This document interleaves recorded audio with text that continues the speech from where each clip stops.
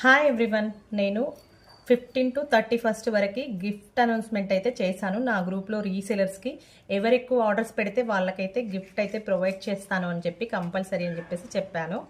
చూడండి, first gift వాళ్ళకి మంచి శ్రీనివాస కళ్యాణం చౌకర్ అండి. చాలా చాలా బాగుంటుంది.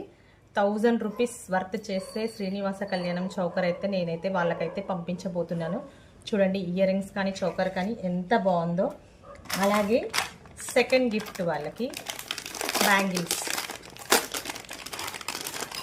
మంచి 1 గ్రామ్ గోల్డ్ బ్యాంగిల్స్ అయితే నేనైతే ప్రొవైడ్ చేయబోతున్నానండి. చూడండి ఎంత బాగున్నాయో. ఇది సెకండ్ వాళ్ళకండి.